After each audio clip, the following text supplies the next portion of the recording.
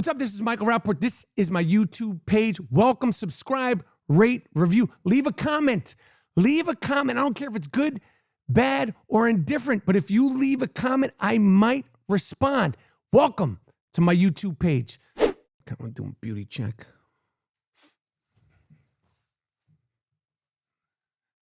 Okay, don't use this. How do I look? Look all right. Boom, yes. Have no fear, the Iron Rapaport Stereo Podcast is here. The name is Michael Rapaport, a.k.a. the Gringo Mandingo, a.k.a. the Sultan of Sniff, a.k.a. the King of Kashmir. You see the Kashmir. It's Moroccan. A.k.a. the Inflamed Ashkenazi, a.k.a. the Raging Bullshitter. Boom. You are now rocking with the very, very best, the world's most disruptive podcast. Welcome to the Iron Dome of Disruption. Welcome to the Ziggity, the what? The Ziggity Zone of Disruption. See, I am Rapaport Stereo Podcast coming live and direct from Astoria, Queens. Queens is in the house. Represent. Shout out to Nasty Nas. King's Disease 3. Got to talk about it. Shout out to Mobb Deep, 50 Cent, LL Cool J, MC Shan, Marley Marl, the whole Juice crew. Iron Rapaport Stereo Podcast is here. Higgity, have no fear. Hope everybody's feeling good. Hope everybody's feeling safe. Hope everybody is feeling sane, mentally okay. We are, boom, halfway through the month of November, if you could believe that. 2022 is bye-bye. Hope you had a good one because it's coming to an end. Hopefully it'll come to a great end. Hopefully it'll come to a fantastic end. Hopefully 2022 will end fantastically for you and yours. Anyway, I'm Rapaport Stereo Podcast is here. As I said, my name is Michael Rapaport, a.k.a. the Gringo Mandingo, a.k.a. the King of Kashmir, a.k.a. the Raging Bullshitter. Let me just jump to it. I had an extremely eventful, extremely social last, I'd say, week. Okay, I told you guys it was my wife's birthday, which entailed, birthday dinner, drinking some wine, becoming Bobby Womack. That's what happens when I drink wine. I become Bobby Womack. And I'm talking about Bobby Womack when he had the sunglasses and his shirt off.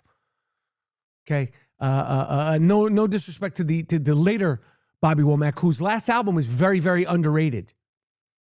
Bobby Womack's last album is a very, very underrated album. But I'm talking about young Bobby Womack.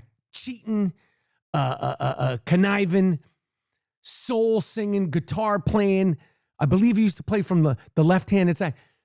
That Bobby Womack. That's what happens when I drink rosé. Forget the red wine. You give me some rosé. I start singing, If You Think You're Lonely Now. I start singing, That's the Way I Feel About You. I say it once. I said it. One of my regrets is not being able to ever meet the late, great Bobby Womack. But the socialization last week, the amount of time I spent out with people, it takes its toll on me. Because I'm going to be honest. Even the people that I like, I don't like them that much. If it's, and I'm sure they feel the same way about me. Trust me. Trust me, I'm well aware of who I am. I am well aware. I like short spurts. I like sprints. I don't like marathon hangouts. But it was the dinners and then the lunches and then the brunches and then the walks and then the going here and then you're strolling. You want to go, all of it. All of it. And then Saturday night, I had the honor of going to another UFC event, UFC 281. Let me tell you something. UFC, whether it's live or on television, but particularly live, but even if you spend the money pay-per-view, I've never spent my money or went to a UFC event and been like, that was a waste of time. That was a waste of money. Of course, you know, on pay-per-view, some main events might be disappointing, but you're never going to spend your $69 or your $76 on UFC and be like, that was a total waste of money. That was a complete bag of shit. And I went to that UFC 281 in the Garden, Madison Square Garden. That's right. I was back in the Garden, wandering around with the all-access passes. I had all-access everything. I was in the suites. I was eating cookies, shrimp cocktail, everything, ginger ales, all of it. And the headline fight was Pereira versus Israel Adesanya.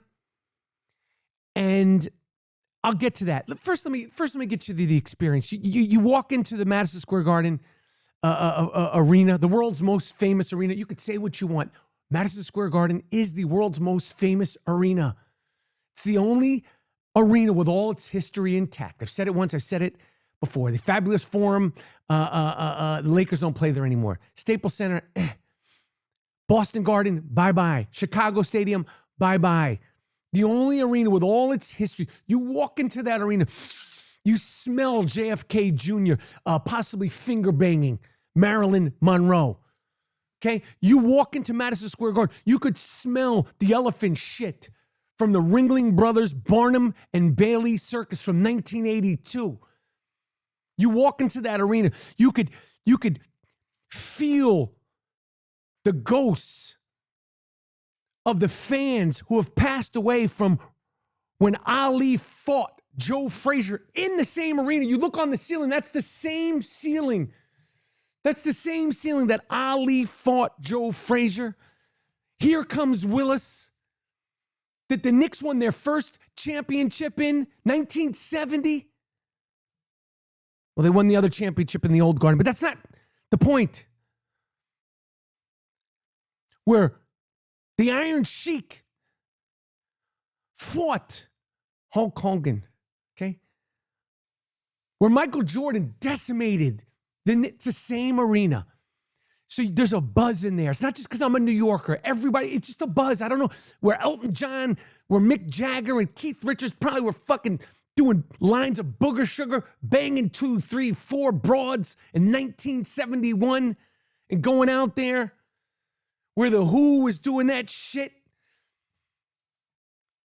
That's Square Garden, world's most famous arena. You walk in there, you're excited. It's UFC. And everybody was in the building. Here's who I saw. I walked in there. I saw Jared Leto, who I've known peripherally. I've seen him around for years. I gave him love, gave him respect. He's got great skin, Jared Leto. Fantastic hair.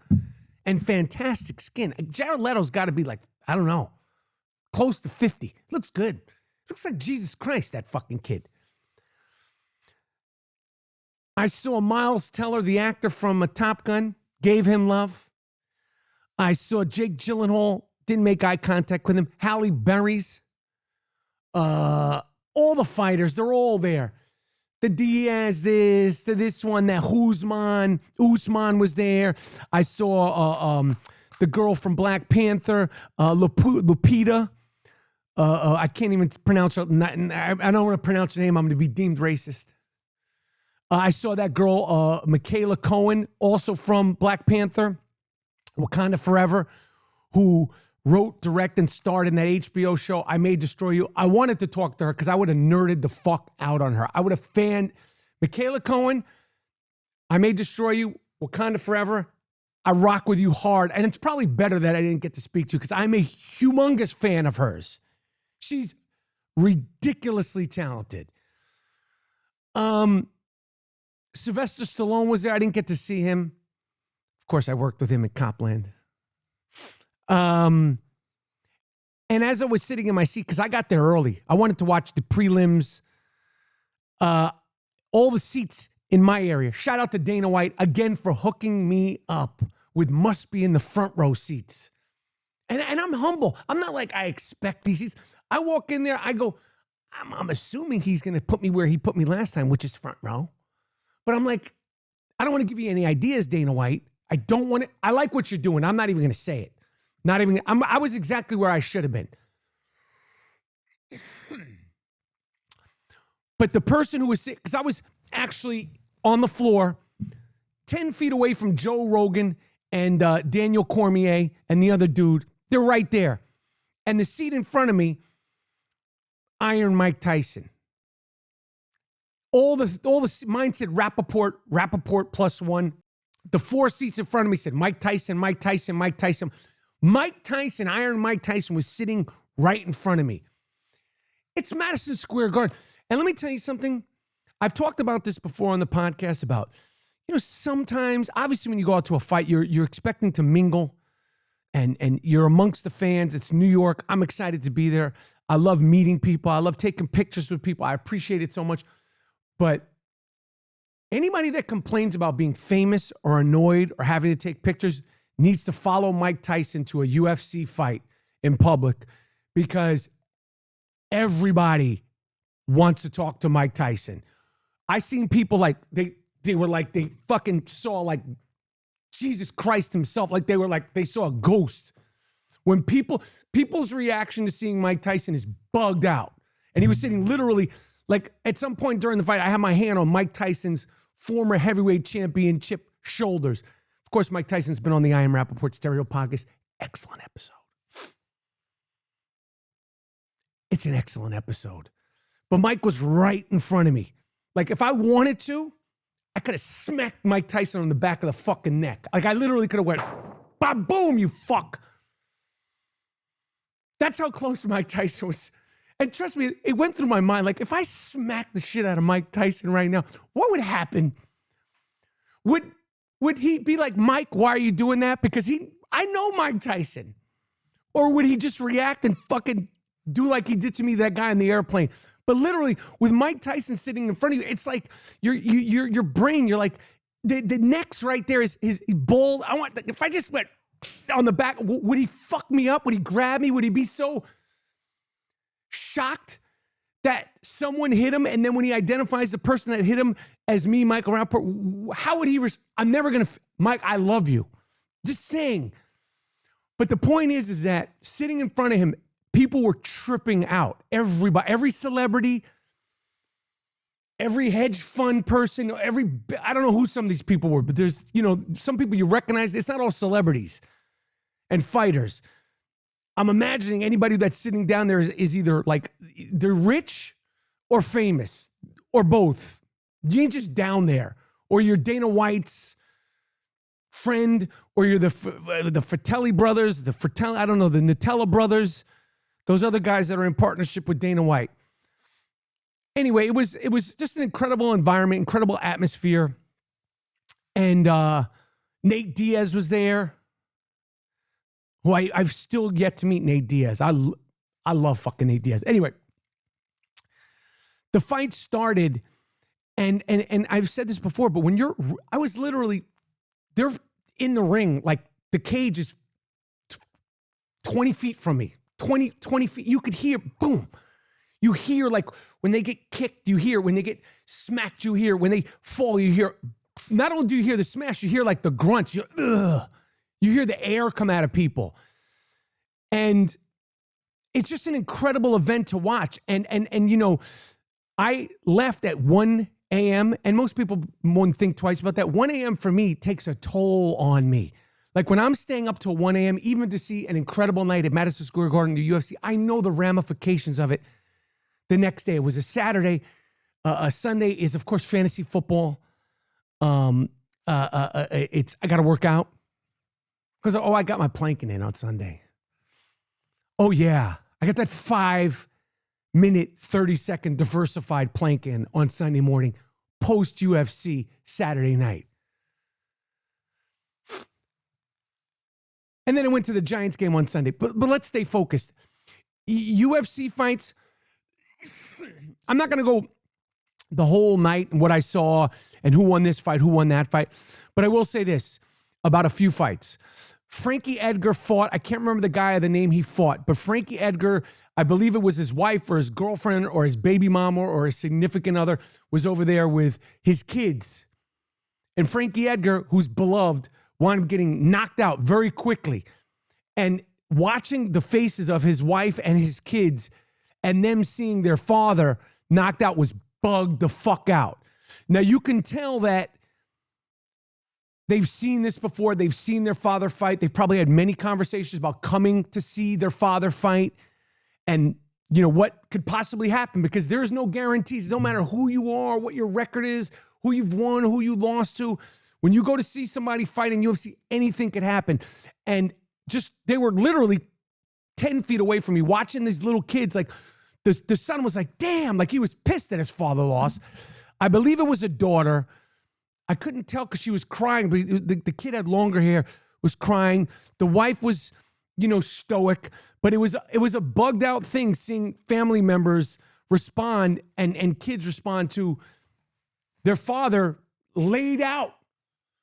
He got kneed in the face. I believe it was a knee or it was an elbow. I think it was a knee in the face, and homie was out.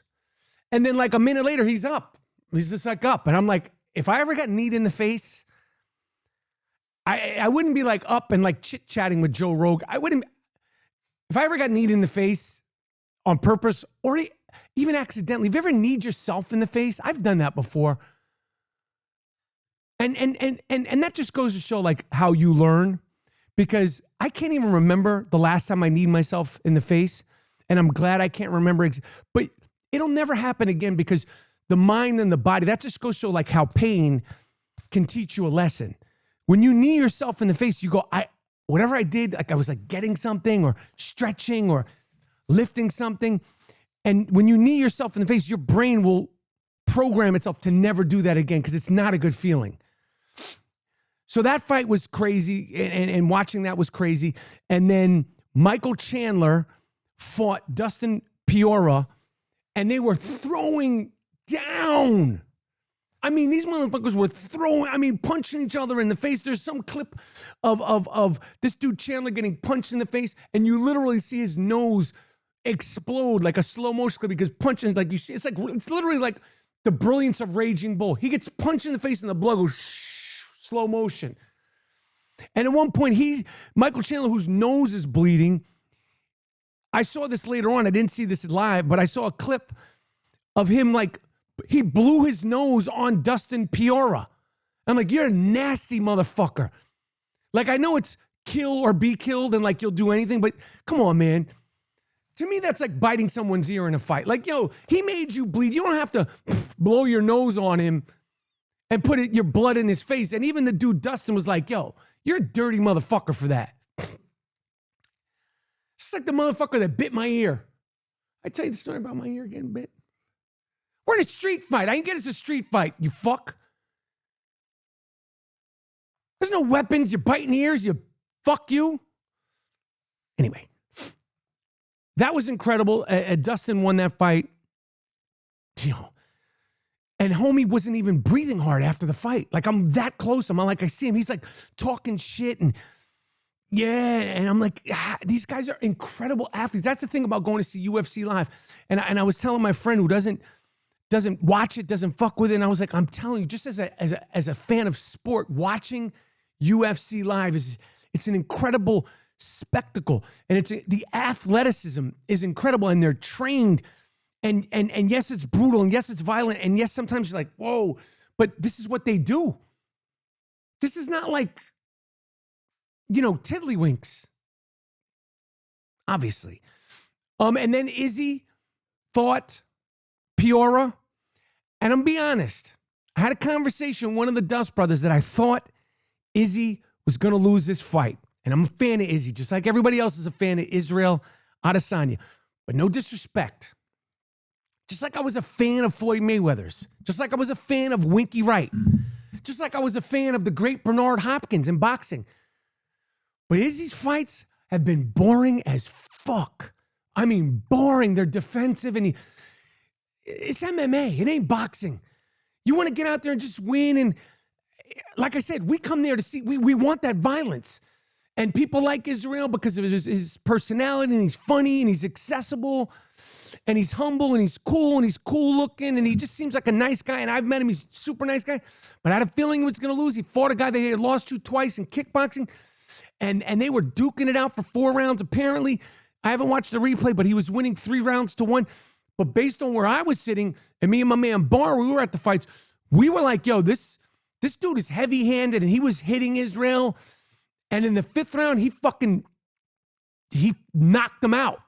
The fight stopped. And there's been some discussion about whether it was stopped too early and should they have let him continue fighting. Personally, I don't think the UFC, I don't think Dana White, I don't think Israel Adesanya needed the image or wanted the image of being laid the fuck out on the ring. Now, if Israel had the other dude in trouble, would they have let him get laid out on the ring? I think they would have. It's just like when Conor McGregor fought Floyd Mayweather. They could have let it go on and Floyd Mayweather knocks the shit out of Conor McGregor, but I think the referee was like, we don't want that image. You lost. We don't need you getting knocked out of the fucking ring, Conor McGregor. Just like we didn't need Izzy Adesanya on the ground and getting pummeled in the face. He's a star of the UFC. So you want to keep that image intact and you want him to live to fight another day. And then there's, a rematch. When you get pounded in the fucking face with these hammer fists, whatever these people do, knee drops, I don't know what the fuck they do. I don't want to know. Flying elbows, karate chops, I don't know. I don't want to know. I don't want to ever get hit with a karate chop, a knee in the face, a flying elbow. I don't want to get kicked in the face. These guys are getting kicked in the face like it's nothing. Literally. Spinning kicks. I mean, this way kicks, reverse, but 360, 720s, 180. Boom. It's like nothing. They're like, okay, you got me. I'm fighting somebody and they kick me in the face. I say, you won, homie. If I'm in a street fight, and I never want to be in a street fight again, but I'm in a street fight, the only thing you need to do to beat me is just go, hiya! Yo, you're good. Take it all. You start doing the hiya shit to me, and you start acting like you could kick and jump. You got it. All due respect, yo, you got it, homie. Anyway, great night. Fantastic event, but I should have bet. Because Izzy was favorited, and even the captains at Captain Picks, they had Izzy. And I just had a feeling, and it's easy to say, oh, I had a feeling I should have bet afterwards. They're like, you should have put up your money beforehand, asshole. I get that. Trust me, I know. Just like I did say that Aaron Rodgers was going to stuff the Dallas Cowboys just because it's the Dallas Cowboys and it's Mike McCarthy. And I said that out loud. I said, he's going to get them. With a decimated defense and a not-so-good offense, there's games like Aaron Rodgers will rise to the occasion to stuff the Dallas Cowboys. And betting's legal. Not illegal. Betting is legal in New York. There's plenty of places to bet.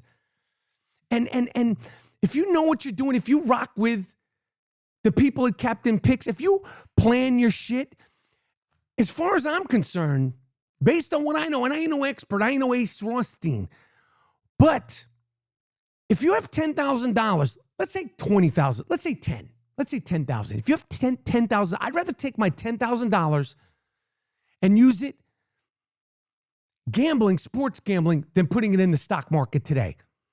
Because if you bet without your emotions and you bet from a strategic place and you bet without being a bitch ass hoe and being emotionally involved and you bet to win, just like you play to win the stock market.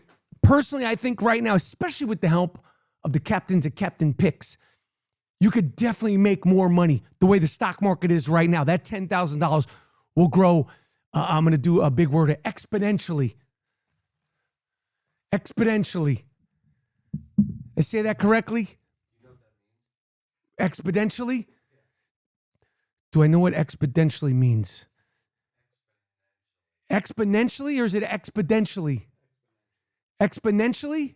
It's not exponentially? Is there a D in it? Well, you know what? Where were you guys when I was at the Wheel of Fortune?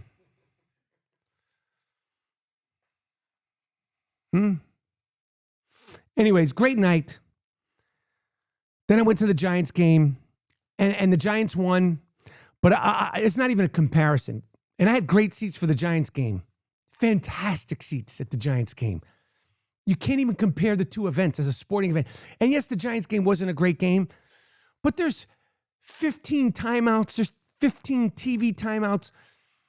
Every single thing that came on in the stadium, every 2 minutes. And I love the veterans. It was Veterans Day. It doesn't have nothing to do with it.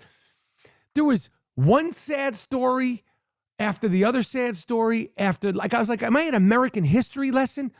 The Army this, the military that. And that means no disrespect to the Army, the military, or any of the great people that have served our country. But I'm like, I'm at a football game. Can I get some Lawrence Taylor, Harry Carson highlights? Can I get to see some Mark Bavaro highlights? I'm at the Giant Stadium, for crying out loud, or MetLife Stadium, whatever the fuck they called it. Again, it's nothing to do with the veterans or any of that stuff, but I'm like, it's just slow. It's slow moving. There's timeout after timeout, and then there's, planes flying over, and they're like, oh, look at the jets. And I'm like, okay. And then you can't compare it to being into a UFC event. A UFC event, it's on and popping from the jiggity jump. And I know my attention span is shot. I understand that. But if you get to take me to another Giants football game, I don't care if they're playing the Cowboys, the Eagles, Super Bowl, playoff game, or UFC fight, I go to UFC in a second. And I love football my entire life, but it's just a more exciting event to be at. Anyway, Michael Rapaport's Jewish news of the week. I never thought that every week I'd have to do Michael Rapaport's Jewish news of the week, but here we are. So, to update everybody, Kyrie Irving has missed the last 5 games playing with the Brooklyn Nets. Unless you've been living under a rock, you know that Kyrie Irving was suspended for 5 games and this, that, and the third. And there is no set time as to when he's going to be joining the team. The Nets have been playing good without Kyrie Irving. Personally, as I said last week, because it's gotten to a point where you can't even criticize Kyrie Irving as a basketball player anymore without being called racist, or without being called or told to stay out of black people's business, or all the other fucking Instagram bullshit. But personally, I think the Nets themselves do not want Kyrie Irving back for basketball, for COVID-related, for time off, for talking crap about the younger players, for just Kyrie Irving basketball reasons. I don't think they want him back. Are they a better basketball team without Kyrie Irving? No. But is the organization better off without Kyrie Irving playing basketball for basketball reasons? Personally, I think yes. I think that the ball moves around more. I think Kyrie Irving has never been a defensive player. I think Kyrie Irving dribbles the ball into the ground, and when it works, it's spectacular. But other players stand around, they're not participating. The only other person that gets the ball is Kevin Durant. It's a better brand of basketball without Kyrie Irving. Are the Nets going to win the championship with or without Kyrie Irving? No. But like I said last week, Kyrie Irving did this to himself, and the cherry on the top of the Kyrie Irving ice cream sundae was the documentary, which Dave Chappelle called Nebros to Hebrews, or some shit like that, brilliantly. But I'm allowed to criticize Kyrie Irving as a basketball player and as a team player for the Brooklyn Nets, and personally, I don't think they want him there. How it's going to play out, I have no idea. He's making $40 million a year. That's where we stand. But we've gotten to a point where if you're black and you criticize Kyrie Irving, you're a sellout. You're an Uncle Tom. And if you're white and you criticize Kyrie Irving, you're a racist. You should stay out of black people's business and all this other nonsense. Kyrie Irving did this to himself. He got himself in this position all on his own. And the cherry on the top was the documentary. When he was in Boston, he was disrespecting the organization disrespecting the other players who are all black, the young players, Jaylen Brown, who's standing up for him, Jason Tatum, he was not on their bench during their playoff run, and all the other things Kyrie Irving has done as a team member of basketball teams in the NBA. But it's gotten to a point where literally, if you're black and you criticize Kyrie Irving, if you're not on board with him, you're a sellout. And if you're white, you're a racist and you should stay out of black people's business. It's ridiculous. Secondly, on Michael Rapaport, Jewish News of the Week, Dave Chappelle hosted Saturday Night Live. And a lot of people have been asking me what I thought of his monologue. I thought it was brilliant. I thought it was pure art. I think Dave Chappelle is pure art. He's Van Gogh. He's Picasso. He's Basquiat. He's Monet.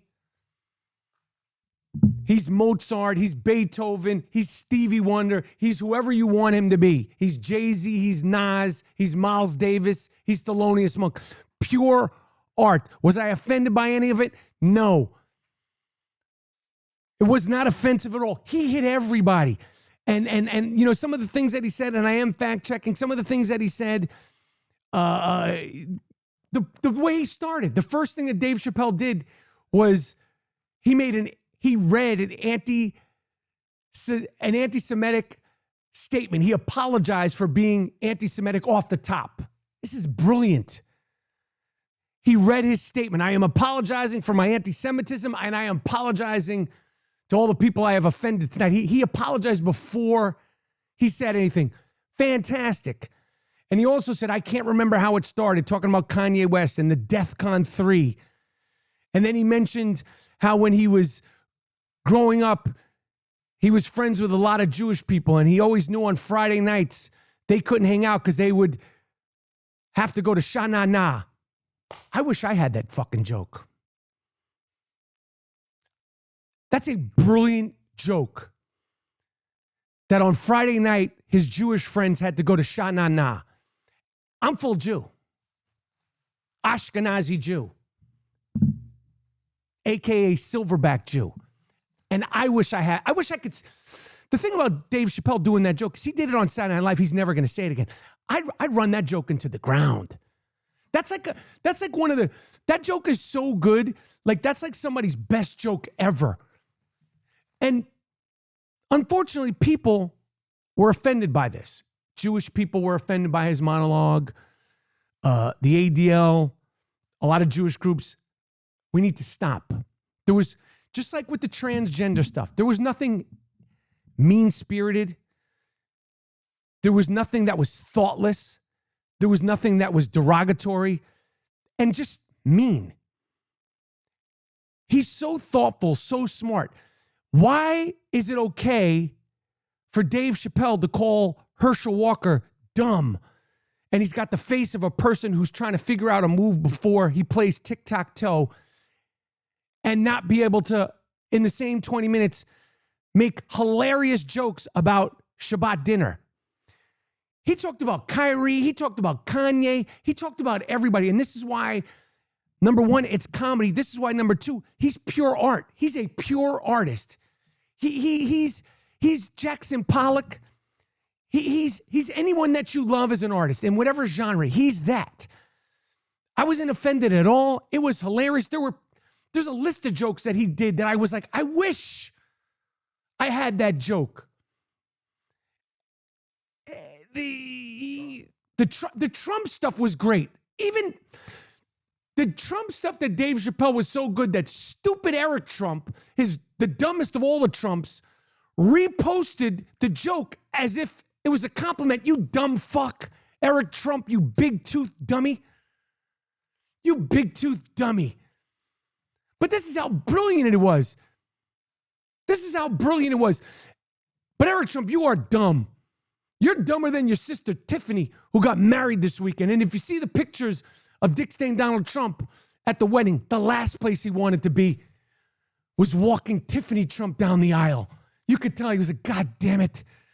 And he was like, who's the schmuck that married this fucking pile? That's what he's thinking. He don't like Tiffany. He don't like Tiffany. I have no problem with Tiffany. I've always said that Tiffany looks like she's one of those girls who did outtakes from Girls Gone Wild. Poor Tiffany. But you could tell Dick Stain Donald Trump was like, I don't want to spend my fucking weekend doing this shit. Probably had to go to rehearsal dinner. But Chappelle was awesome. And I stand by that 100%. And for someone that talks shit, for someone who's a comedian, for someone who is a podcaster, for someone who is about this disruptive life, this whole notion of comedians punching down is ridiculous. The old pie in the face, the old comedic bit of the pie in the face would be deemed bullying now. Shit's funny. Like if I'm doing this podcast and someone threw a pie in my face, wouldn't that be dope right now if somebody threw a pie in my face? You'd laugh. You would laugh. It'd be funny. Oh, you fuck. No. But it's like, you know, they go, well, you shouldn't punch down to marginalized groups. At this point, who's not marginalized? Straight white men? They're the ones that are not marginalized. But what if they're straight white men and they're Jewish? You look at Def Comedy Jam. There's so many redundant jokes. Black people are like this. White people are like that. Black people are like that. Is that punching down? If you make jokes about, as long as they're not, we have to be able to make jokes. We have to be, whether it's trans jokes, whether it's gay jokes, whether it's, 9/11 jokes. When you saw the roast of, one of those roasts and somebody was roasting Pete Davidson, they're funny. Humor is humor. Comedy is comedy. And there was nothing that was mean-spirited. There was nothing that was derogatory. There was nothing that was anti-Semitic. He made the jokes about Jews running Hollywood. He goes, I have been to Hollywood, Dave Chappelle. I have been to Hollywood, and there are a lot of Jews. It's true. If I called 90, I was trying to think, I was like, because last week I was talking about how dumb Herschel Walker is, just like Dave Chappelle talked about how dumb Herschel Walker was. But if I was up here talking about anybody else, any other black man being dumb besides Herschel Walker, you know what people would say? You're racist. Yo, you're calling a black man dumb. You're perpetuating these stereotypes. White boy, who the fuck are you to call a black man dumb? But it's okay for everybody collectively to call Herschel Walker a dumb fuck? Why? I can't even call Lurch Fetterman from Pennsylvania, the new governor of Pennsylvania, dumb because he's a Democrat. Have you heard this guy Lurch Fetterman, Stump Fetterman speak? You think he's smart? You think that Stump Fetterman from the new governor of the state of, we're talking about Pennsylvania, it's a big ass state. You think he's smart? Guy's dumb as shit. And then they were like, well, he just had a stroke. They got a new term, abling. I don't give a fuck. Then I don't want a newly appointed governor who just had a stroke. No disrespect to stroke victims. I want a healthy fucking governor. I want a healthy president. Lurch Fetterman is dumb. He ain't smart. I don't like his policies. I don't like his tattoos. I don't like his cut-off shorts. I don't like his hoodie. I don't like the way he speaks. I don't like that fucking gorilla ridge he has in his nose. He's a monkey.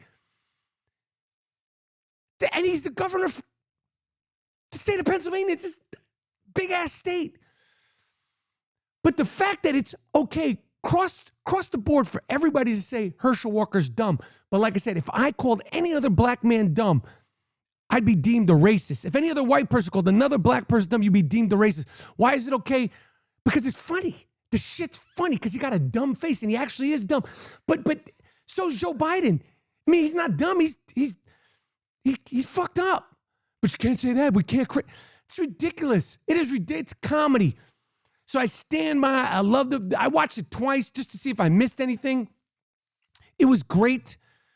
Dave Chappelle is great. And like I predicted on the last I Am Rapaport Stereo podcast, I said, motherfuckers who hate Dave Chappelle, who canceled him because of his Netflix specials, woke up on Sunday into Saturday night tweeting, why is he hosting Saturday Night Live? And my question is, why the fuck were you watching it? Didn't he offend you 4 specials ago?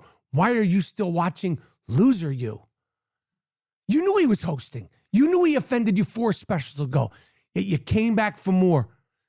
You came back for more. Why, I have no idea. I will say this about Saturday Night Live, and Saturday Night Live isn't worth the discussion because Saturday Night Live is not a great show.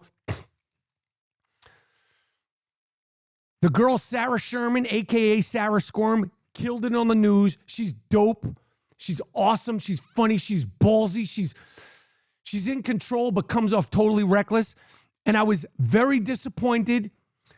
Listen, Black Star, their first record, one of my favorite records. Mos Def, Talib Kweli, I put them both on my favorite MC list individually. But they're and Mad Lib, ridiculous producer. I didn't like either one of the songs. I was disappointed. And I say that with all due respect. I could say that. People are, yo, white boy, why the fuck you even speaking on hip hop? Fuck you. How about that? The songs weren't good. They weren't shit. Their rhymes were tight, and that's Mad Lib. I fuck with Mad Lib. Otis, shout out to Otis. Shout out to Mad Lib. Shout out to all the work he's done. He did a lot of the beats for Beats, Rhymes, and Life, The Travels of a Tribe Called Quest. My documentary on A Tribe Called Quest. Everybody has respect for Mad Lib. Those 2 songs that they sang, those 2 songs that they performed, produced by Mad Lib, let's just say they weren't my favorite. I was happy to see them on TV. It's always great to see hip-hop on Saturday Night Live. Saturday Night Live's been doing that since Run DMC and Aerosmith back in the days. In other hip-hop news, now I'm shifting now. I'm shifting from Michael Rapaport Jewish News of the Week to Michael Rapaport Hip-Hop News of the Week. How long have we been going so far? Oh, it's 43 minutes of disruption. God damn it. This is 43 minutes of disruption. That's good. It ain't bad. It ain't bad. Nasty Nas Escobar, released another album produced by Hit Boy called King's Disease. Now, is the group called King's Disease? The album's called King's Disease. I thought they were like forming a group called King's Disease at this point. King's Disease 3. Talked about King's Disease 1, King's Disease 2. Now talk about King's Disease 3. First of all, thank you for making more music. Nasty Nas Escobar, and Hit Boy, who produced N-Words in Paris. Dun, dun, dun, dun, dun. We probably made more money off that fucking song. Jesus. Listen, I've listened to the album. It's a good album. Nas is, what he's saying is always poignant. He's not on that Uchi Wally Wally. He had a slip that day. I'm going to get to Uchi Wally Wally and 21 Savage in a minute. Okay. The song Beef. This is a high-level song, this song Beef. Nas has done this a few times. There's that one song where he's talking about himself as the gun. I don't know if this is called Metaphors or whatever. I can't remember the name of the song where he's the gun in the song. Gave you power. I gave you power. And then there's another song that he did where like the whole story's in reverse. Rewind. Gave you power, rewind. Nas is on some shit. Talk about an artist. He's on some shit. Like I said, I'm glad he made the record. That song Beef on the record is good. That song Reminisce is good. He's kicking lyrics. It's all conscious. It's all positive. He's dropping little gems in there. He's talking about the past, talking about now. The song Reminisce I really like because he's like, yo, you want me to sound like it's 93. You know, that was dope. But what I'm doing now is even doper. And I get that because you can't go backwards. I understand that you can't go backwards. And I was having a conversation with man Ian about this, about going backwards and living in the past. And, you know, one of the things that got cut out of the Tribe Called Quest movie, because one of the themes of the Tribe Called Quest movie, Beats, Rhymes, and Life, The Travels of a Tribe Called Quest, that I directed was, will a Tribe Called Quest make more music? Now, this is before the late, great Phife Dawg passed, and they made that last album. But during the interviews, I would ask them, and I would ask everybody I interviewed, and I would ask the members of the group, Q-Tip, Fife, Ali, and Zerobi, over and over and over. And I have different versions of them answering the question. But I would say, will you guys make more music? Will the group get back together? And one line that didn't make the movie, it should have made the movie.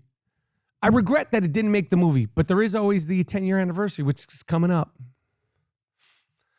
But I said to Jerobi, I said, yo, is the Tribe Called Quest going to get back together? And Jerobi said to me, he goes, you don't want Tribe to get back together. You want those memories back from when Tribe was together. And I was like, that's very fucking true. Now, first of all, I did want you guys to get back together, but I understand what he meant. He meant you want those memories of hearing Bonita Applebaum for the first time. You want those memories of hearing Q-Tip on Jungle Brothers, Black is Black for the first time on the radio. You want those memories of being in the club. You want those memories of passing the tape. And I get that. That I get. I totally understand that. But in regards to the Nas record and the sound, I can never criticize Nas. He's too good. He's too thoughtful with his words. He's so good for so many years. And he said it's been 30 summers. I mean, that motherfucker's been doing. And is he better than Jay-Z? Is he better than Nas? That's a different discussion, which we could do here. But you know, the sound is different. And even he says something about it sounding different, but I get all that. So inevitably, I really enjoy the King's Disease 3 record. I enjoyed all three of these records, and I hope they continue making these records. It's important for Nas to be making music. It's just a different sound that gets me going. And this morning I was working out. I had a nice workout this morning. A nice workout. I was doing my jumping jack compilation, which is first I do running, 30 seconds, and then I do jumping jacks like this.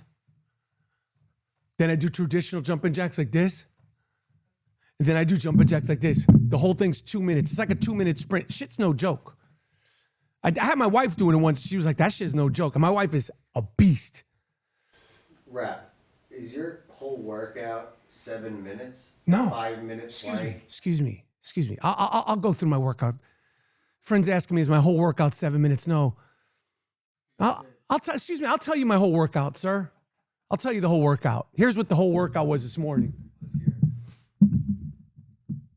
I get into the gym. This is a gym in my building. It's a shit gym. Nobody was there. So I have my tiny little speaker. I put the speaker, I'm playing it because there's no one's there. Obviously, if there's people there, I put the earphones in. I'm meandering first. I got to get my body warm, my head mentally good. I'm coughing. A lot of people stretch before they work out. I cough. That's how I break a sweat.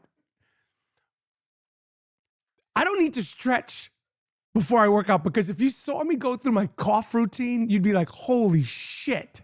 How can you do anything after that?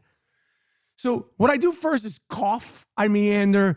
I'm Instagramming. I'm checking the news, checking the sports, checking the highlight, And then today my workout was this.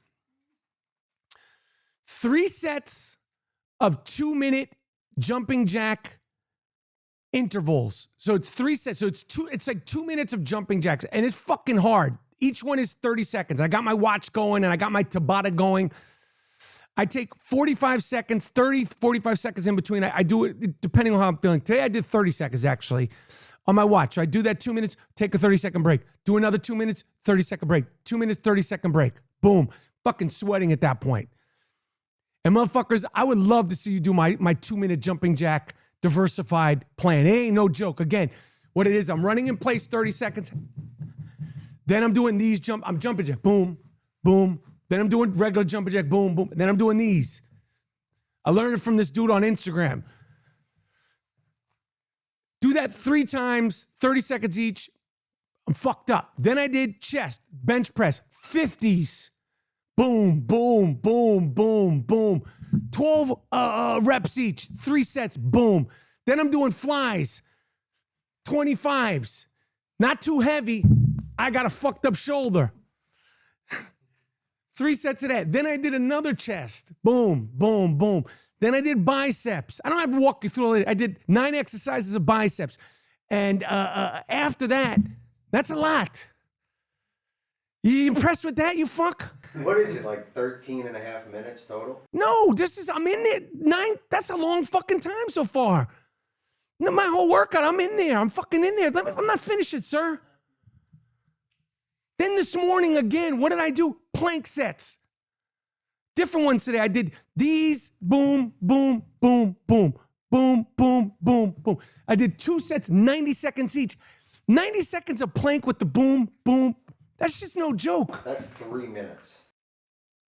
Let me tell you something. I just did a whole, that's 3 minutes of planking. But I thought you were up to 5. I did different planking today. Yesterday, I did my 5-minute diversified planking.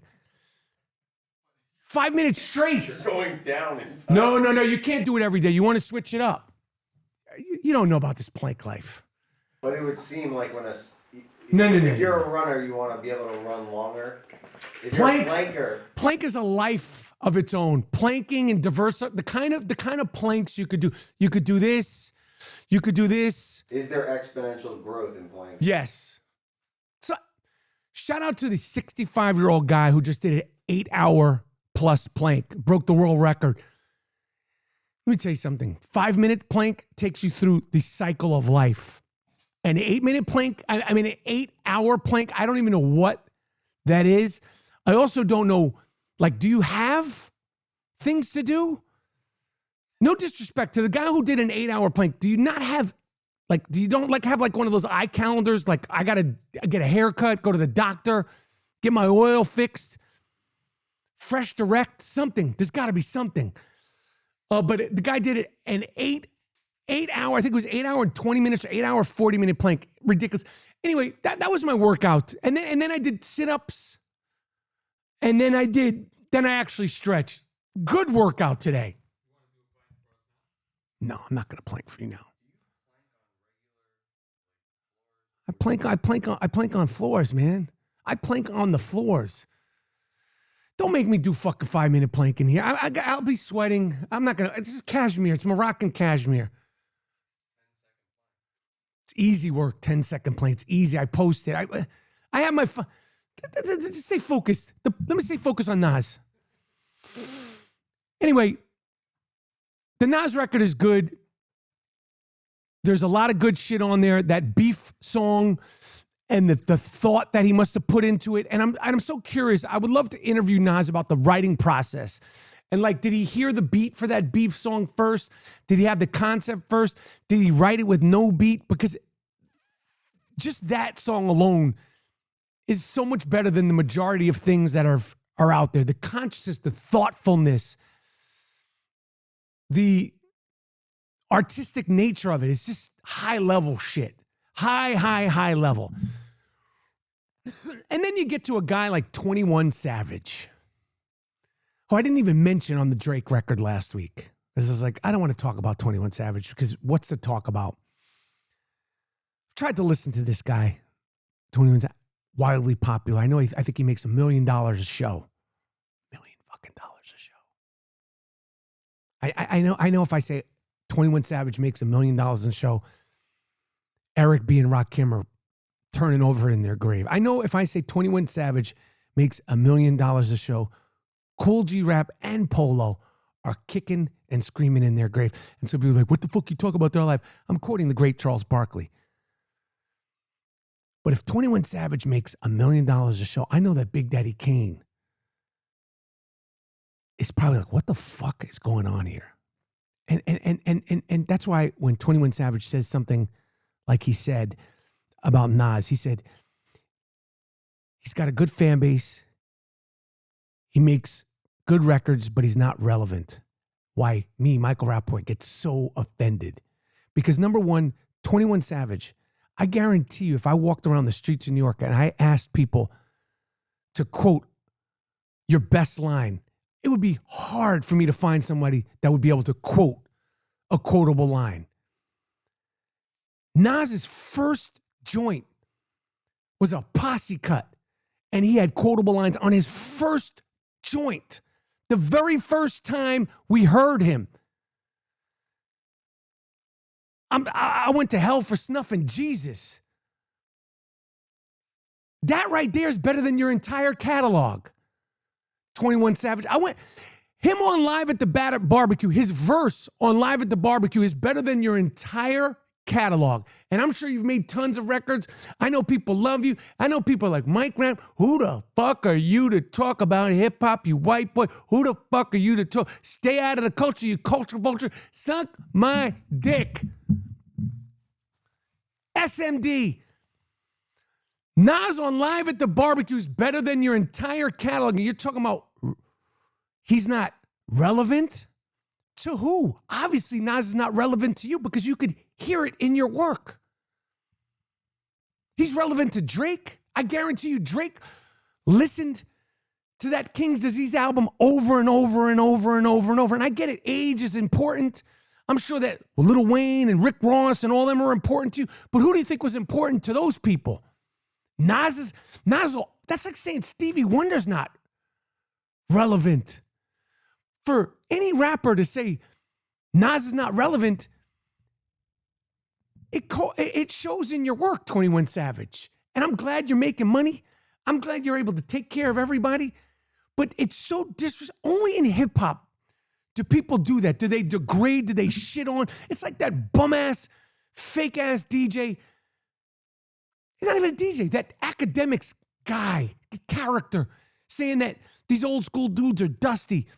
And I gotta pick it up again. I gotta come out again. Me, Michael Rapaport. I gotta be the one to say, how dare you to say that Nas isn't relevant? And we see why you would think Nas isn't relevant, 21 Savage. Because when we listen to your music, it shows that you're not a big Nas fan. You probably ain't a Big Daddy Kane fan, an LL Cool J fan, a Beastie Boy fan, a Gang Starr fan. You probably ain't a fan of any of them. And I hear it in your work. I hear it in this Drake album. You're like Cat in the Hat. That's what kind of shit you're on. And like I said, people will say, yo, he's making money. That's the kind of rapper you are. Cat in the Hat, jumped over the bat, and he flipped and he flapped, yappity yap. There's nothing positive in your shit.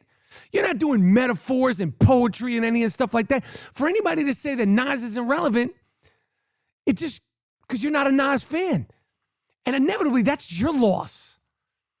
You're not a Nas fan. You probably like Tupac, sort of. You don't like Biggie. You don't like Gang Starr. You don't like M.O.P. You don't like Sean Price. You really don't really fuck with hip-hop, really. And again, only in hip-hop is this. You're never hearing some young guitar player saying Jimi Hendrix ain't relevant. Eric Clapton ain't relevant. Or Keith Richards ain't relevant. Only in hip-hop do they do this shit. They talk shit about the people that built this shit that you're making $1 million a show on. 21 Savage. Any of these people, academics, you shitbag. You shitbag, you. That's it. I was going to talk about Tom Brady's ex-wife, Giselle Bundchen. Tom Brady's ex-wife is now dating some guy who's a jiu-jitsu, which Tom Brady's like, fuck. He's like a jiu-jitsu dude. So you don't want smoke. Money will have you in like an ankle lock. Have your shit tied up like, I seen that, yo, at the UFC. I seen they get you in an ankle lock. You don't want that. Break your foot, Tom Brady. 45, you don't want that. But apparently Giselle Bundchen is dating some young, I don't know where this guy's from. Who knows? I think he's from Ecuador or he's from maybe Brazilian. You don't want, listen, you don't want to fuck with a Brazilian jiu-jitsu dude. They invented the whole thing. Have you break your finger or something like that. We got Super Bowls to win, Tom Brady, or you do. And Mr. Sugar Dick himself, there's no verification or confirmation on this, but Mr. Sugar Dick himself, the guy who's got a literally taste of sugar at the tip of his dick, Pete Davidson, allegedly was seen with Emily Ratajkowski. This is the underdog stickman ever. This guy is like the Rocky Balboa of stickman, the Rudy of stickman, the Bad News Bears of stickman. You never would have thought that he's done so much with so little. It's incredible. The fact that people are even, Pete Davidson is, he is truly the underdog, the Rocky Balboa, the Bad News Bears of stickman. He got the next man. Jay Farrow, you're my dude. You're wildin'. Jay Farrow told an interviewer that Pete Davidson told him that he got a 9-inch dick. Why are you talking about the next man's dick, Jay Farrow? And I say that with love and respect. I'd say that to your face. I love you. I respect you. When I see you, I'm going to ask you also. I'm not calling you out. But it just goes to show the phenomenon of Pete Davidson. He got men talking about his dick. No one's ever had men talking about Leonardo DiCaprio, Warren Beatty, the great Dominique Wilkins, Milton Berle, Albert Einstein, no one has ever had other men talking about their dick. Only sugar dickin' Pistol Pete Davidson. I'm done. I'm fucking done. I'm finished. Came, saw, disrupted. I am Rapaport Stereo Podcast. I'm out. Miles, Jordan, a.k.a. the Bleach Brothers, a.k.a. the Dust Brothers. Take me out here with something real nice. Take me out here with something real loud. But most importantly, take me out here with something real funky. I am Rapaport Stereo Podcast. I'm out. Yo, it's Michael Rapaport. Thank you for watching my YouTube page. Subscribe, rate, review, leave a comment. I might respond. Thank you for watching. Tell a friend to tell a friend to tell a friend.